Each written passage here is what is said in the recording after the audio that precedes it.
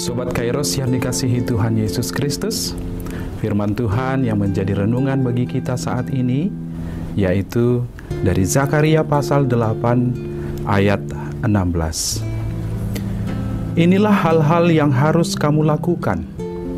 Berkatalah benar seorang kepada yang lain, dan laksanakanlah hukum yang benar, yang mendatangkan damai di pintu-pintu gerbangmu. Sobat Kairos yang dikasihi Tuhan, firman Tuhan hari ini mengajak kita untuk melakukan dua hal, yaitu berkata benar dan melakukan hukum yang benar. Mari kita lihat yang pertama, yaitu berkata benar. Berterus terang mengatakan kebenaran adalah hal yang tidak mudah dilakukan. Budaya kita sekarang ini telah beralih kepada etika kepuasan diri sendiri.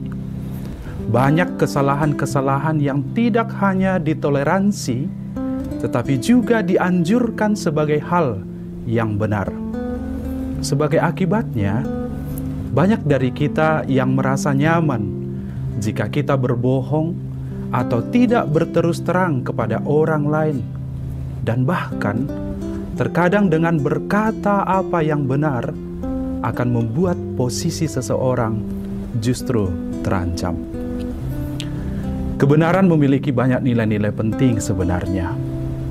Kebenaran adalah dasar untuk sebuah kepercayaan, integritas, iman, keamanan, dan stabilitas. Pada waktu kebenaran diganti dengan kebohongan, maka nilai-nilai tersebut menjadi hancur dan menghilang dari kehidupan orang tersebut. Tentunya Tuhan tidak menghendaki kita hidup demikian. Tuhan mau kita selalu hidup dalam kebenaran, apapun keadaannya, dan tidak menghakimi orang lain demi kenyamanan diri sendiri. Hidup saling mengingatkan dan mendorong sehingga kebenaran dan kejujuran menjadi prinsip bahkan karakter kita sebagai orang percaya. Kebenaran menghubungkan kita dengan Tuhan. Kebenaran ada dalam sifat Allah itu sendiri. Mazmur 31 ayat 5 dengan jelas mengatakan, Tuhan adalah benar. Demikian juga Titus 1 ayat 2 mengatakan, Tuhan yang tidak berdusta. Dan masih banyak lagi ayat-ayat Alkitab lainnya yang menunjukkan bahwa kebenaran adalah karakter Tuhan. Oleh karena itu, komitmen tentang kebenaran sangat berhubungan erat dengan sifat-sifat Tuhan dan pengajarannya. Firman Tuhan memerintahkan kita untuk mengatakan kebenaran tanpa berbohong dengan alasan apapun juga. Dan dengan resiko apapun, kita harus berkata yang benar.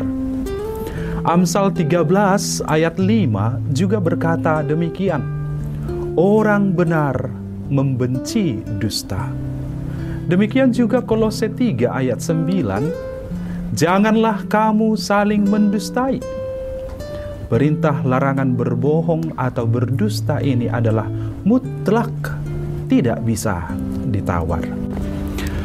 Sobat Kairos, yang kedua adalah melakukan hukum yang benar. Tentunya kita masih ingat bahwa hukum yang benar, hukum yang utama adalah kasihilah Tuhan Allahmu dengan segenap hatimu dan dengan segenap jiwamu dan dengan segenap akal budimu. Dan hukum yang kedua yang sama dengan itu ialah kasihilah sesamamu manusia seperti dirimu sendiri. Hukum kasih ini adalah kegenapan hukum Taurat, dan inilah hukum yang benar itu. Dengan demikian, kasih adalah hukum yang sempurna. Kasih tidak memegahkan diri, kasih itu pemurah, kasih itu penyayang, lemah lembut, penyabar, setia, tulus, pengampun. Kasih berarti siap berkorban, suka menolong, tidak menyakiti sesama, juga mengasihi dan menolong bahkan musuh sekalipun. Melakukan hukum kasih adalah ciri khas atau identitas orang percaya, pengikut dan murid Yesus. Semua orang Kristen wajib berkarakter pengasih. Jiwa dan raganya diliputi dan diwarnai kasih yang tulus dan murni, tanpa pilih orang, tapi melakukannya untuk semua. Hukum kasih adalah perintah Tuhan yang dirancang untuk membawa berkat bagi manusia. Hukum kasih menentukan tingkah laku atau sikap yang menghasilkan kedamaian, ketertiban, keamanan, respek, sopan santun, dan kesejahteraan. Ulangan 4 ayat 5 sampai dengan 7 memberitahu kita bahwa orang yang menaati hukum dan ketetapan-ketetapan Tuhan, orang yang melakukan peraturan Tuhan dengan setia, akan menjadi orang yang bijaksana dan berakal budi. Jadi, hukum kasih bukanlah suatu beban, seperti yang dikatakan oleh beberapa orang, tetapi hukum kasih adalah berkat. Hukum kasih adalah berkat. Sobat Kairos yang dikasihi Tuhan Yesus Kristus, Zakaria menyimpulkan dalam nas ini bahwa baik berkata benar maupun melakukan hukum yang benar akan mendatangkan damai. Kasih Tuhan yang diberikan kepada kita, seperti juga yang diberikan kepada orang Israel yang kembali dari pembuangan, adalah kasih yang akan membentuk dan menggerakkan hati kita untuk mengasihi bahkan Tuhan dan mengasihi sesama kita, dan juga mengasihi hidup yang telah diberikan oleh Allah kepada kita. Demikianlah damai akan terus terpancar dari kita untuk kita sendiri, orang lain, lingkungan kita, kemanapun Tuhan mengutus kita. Selamat merenungkan firman Tuhan dan melakukannya. Selamat berkarya untuk kehidupan yang lebih damai. Tuhan Yesus memampukan kita dengan berkat-berkat-Nya. Amin.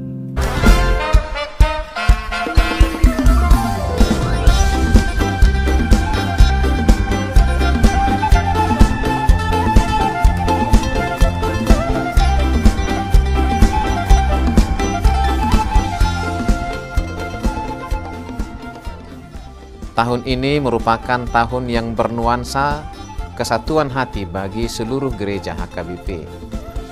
Kita telah menetapkan orientasi pelayanan tahun 2022 sebagai tahun kesehatian di bawah terang tema sehati sepikir dalam satu kasih, satu jiwa, dan satu tujuan dari Filipi 2 ayat 2. Dan subtema mewujudkan kesehatian dan kesetiakawanan bagi gereja, masyarakat, dan bangsa. Panitia Tahun Kesehatian HKBP Distrik 8 DKI Jakarta telah ditetapkan menjadi organ pelayanan dalam mewujudkan persekutuan, kesaksian, dan pelayanan yang semuanya diikat dalam satu kasih, satu jiwa, dan satu tujuan. Kesatuan hati dalam persekutuan, kesatuan hati dalam kesaksian, kesatuan hati dalam pelayanan bukan hanya membina soliditas internal semata, namun juga menyangkut relasi, hubungan yang baik dengan dunia luar kita. Maka untuk mewujudkan kesehatian yang nyata dalam kehidupan warga gereja, Panitia Tahun Kesehatian HKBP Distrik 8 DKI Jakarta berkomitmen untuk berkarya dalam program-program kreatif dan relevan dan bernilai tinggi untuk menguatkan visi dan misi kerajaan Allah di dunia ini. Kami mengajak seluruh elemen gereja, baik pelayan penuh waktu, pelayan takbisan dan non-takbisan, serta seluruh jemaat dan para pemerhati lintas denominasi, mari bersama-sama mendukung dan mensukseskan seluruh program-program pelayanan yang telah ditetapkan, baik dalam doa, daya, dan dana. Semuanya akan menjadi persembahan yang hidup bagi Tuhan untuk memperkokoh persatuan yang hidup dan saling melayani di tengah kehidupan yang penuh dinamika ini. Marilah saling mendoakan, saling menopang, serta bertolong-tolonganlah menanggung bebanmu. Demikianlah kamu memenuhi hukum Kristus. Horas, horas, horas!